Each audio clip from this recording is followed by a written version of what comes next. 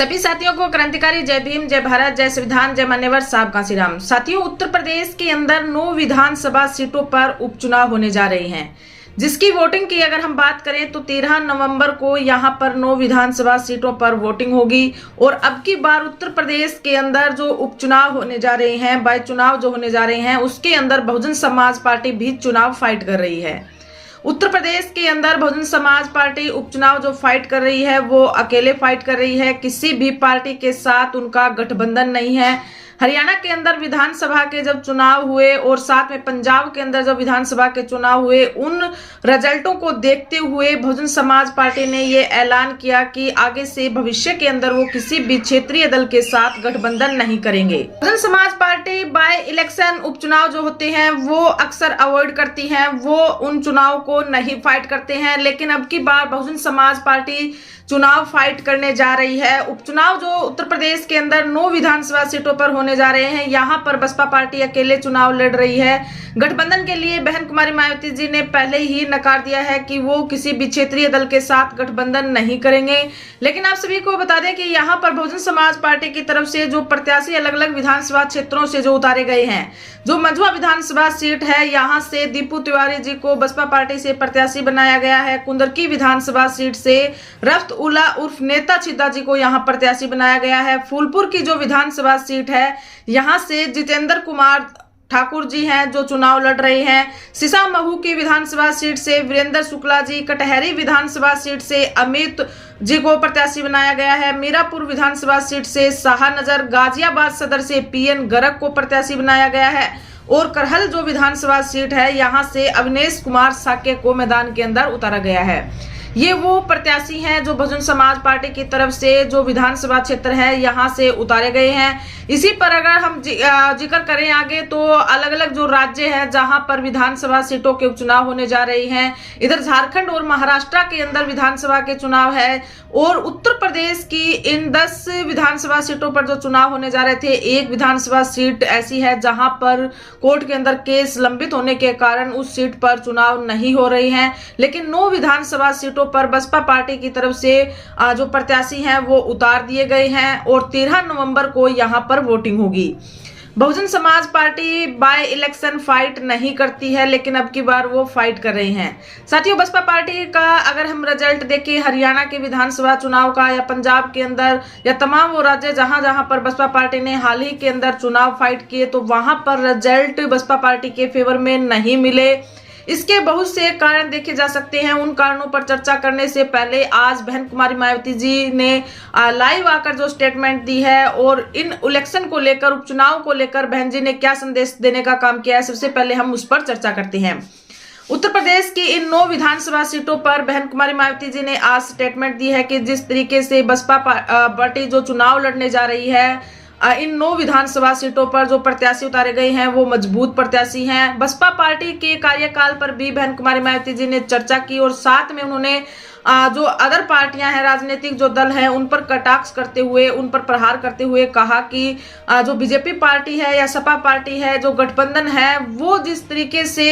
Baspa party ने जब से ये ऐलान किया है कि वो चुनाव लड़ेंगे, तब से उनकी नींद हराम हो चुकी है, उनके होश उड़ चुके हैं और उनको हारने का डर सताने लगा है। क्योंकि बसपा पार्टी का जो कार्यकाल पीछे रहा, बसपा पार्टी ने जो समाज के लोगों को दिल जीतने का काम किया, बहुजन समाज को एक साथ लेकर आने का जो काम किया, सर्व समाज के हित के लिए उन्होंने काम किए, उन कार्यों को देखते हुए आज उत्तर प्रदेश के अंदर हम जो उपचुनाव लड़ रहे हैं, पहले हमने उपचुनावों को अवॉइड किया है, लेकिन अब की बार हम ये चुनाव लड़ रहे हैं। और जब से बसपा पार्टी ने ऐलान किया है, तमाम दलों के होश उड़े हुए हैं, उनकी नींद उड़ी हुई है और बसपा पार्टी के जो प्रत्याशी अलग अलग विधानसभा क्षेत्रों से उतारे गए हैं वो भारी बहुमत के साथ जीत हासिल करेंगे और 2027 के अंदर उत्तर प्रदेश के अंदर बहुजन समाज पार्टी की सरकार बनेगी। आगे बहन कुमारी मायावती जी ने जो बीजेपी पार्टी की तरफ से या सपा पार्टी की तरफ से, तमाम जो राजनीतिक दलों की तरफ से जो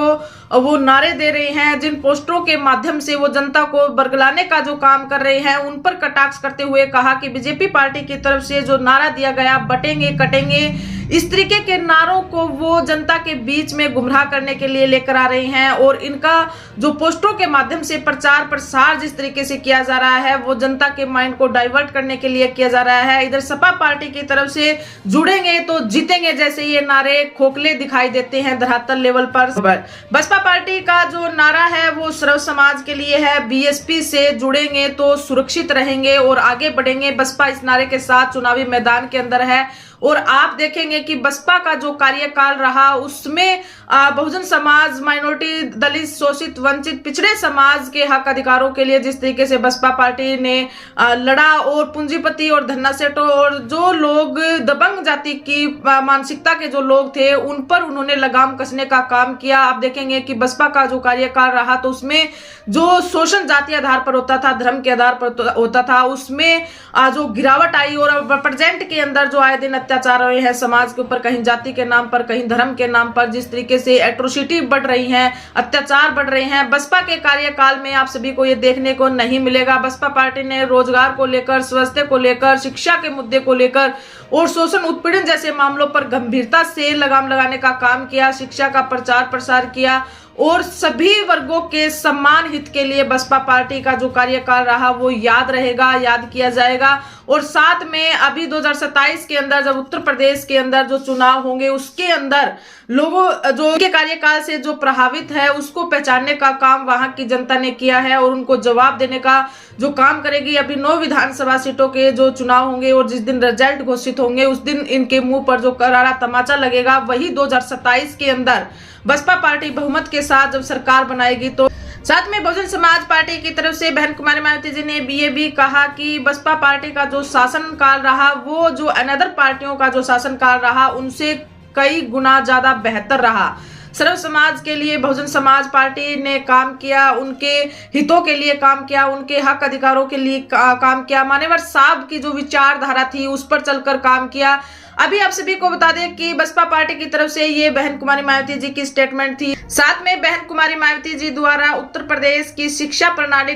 को लेकर वहां की सरकार पर निशाना साधते हुए कहा कि यूपी सरकार द्वारा 50 से कम छात्रों वाले बदहाल 27,764 परिषदीय प्राथमिक और उच्च प्राथमिक विद्यालयों में जरूरी सुधार करके उन्हें बेहतर बनाने के उपाय करने के बजाय उनको बंद करके उनका दूसरे स्कूलों में विलय करने का जो फैसला है वो उचित नहीं है। ऐसे में गरीब बच्चे आखिर कहां और कैसे पढ़ेंगे। यूपी व देश के अधिकतर राज्यों में खासकर प्राइमरी व सेकेंडरी शिक्षा का बहुत ही बुरा हाल है,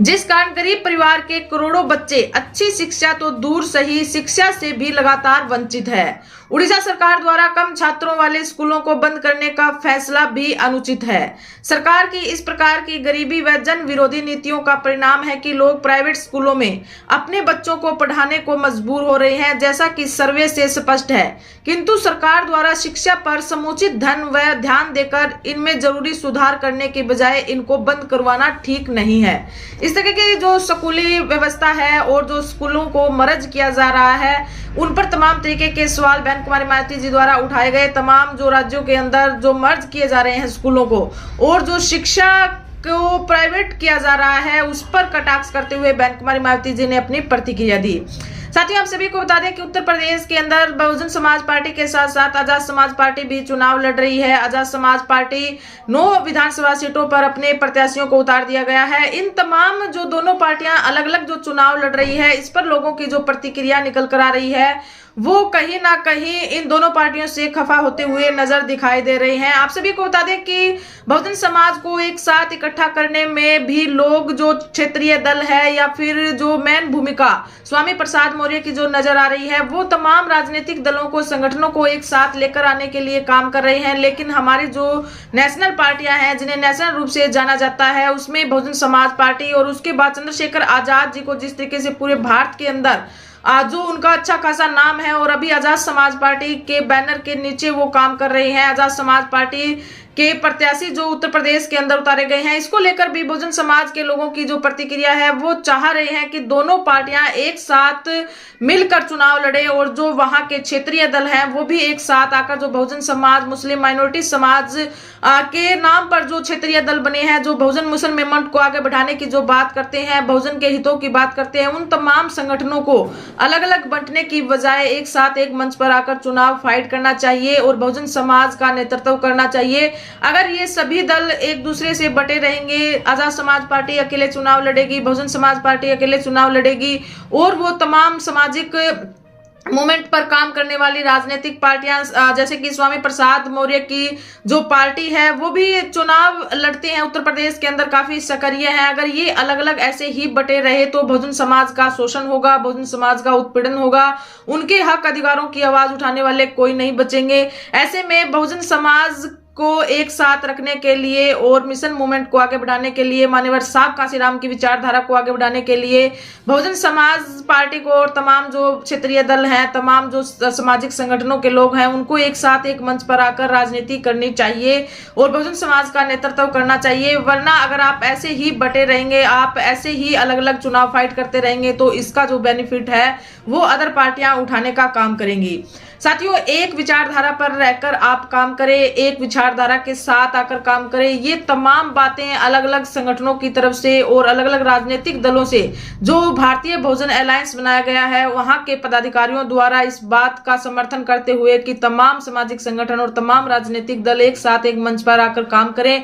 जो संगठन है बहुजन समाज मूवमेंट को आगे बढ़ाने के लिए, उन संगठनों को मजबूती के साथ धरातल लेवल पर, जमीनी स्तर पर कार्य करने की जरूरत है और राजनीतिक जो तौर से जो समाज पिछड़ रहा है, राजनीतिक तौर से हमारा जो नुकसान होने जा रहा है या हो रहा है वर्तमान के अंदर, उस पर गंभीरता के साथ हमें चर्चा करनी चाहिए। तमाम जो राजनीतिक दल हैं उनको अपने अपने अहम को छोड़ते हुए एक मंच पर आकर एक साथ इस लड़ाई को लड़ना होगा। और बहुजन समाज पार्टी, आजाद समाज पार्टी या क्षेत्रीय पार्टी अगर अलग अलग चुनाव लड़ती है तो उनको कुछ वोट मिलेंगे, लेकिन वो उस रास्ते पर नहीं चल सकते, वो उस लक्ष्य को पूरा नहीं कर सकते जो हमारे महापुरुषों ने देखा, या फिर कहीं ना कहीं उन लक्ष्यों को सोचकर, जिन लक्ष्यों को सोचकर उन्होंने पार्टी का निर्माण किया, वो भी उस लक्ष्य तक नहीं पहुंच पाएंगे। इसलिए अपने अहम को त्यागते हुए तमाम सामाजिक संगठनों को, तमाम राजनीतिक दलों को इसमें अहम भूमिका जो हो सकती है वो बहुजन समाज पार्टी की हो सकती है, क्योंकि बहुजन समाज पार्टी पूरे एक नेशनल पार्टी है। पूरे देश के अंदर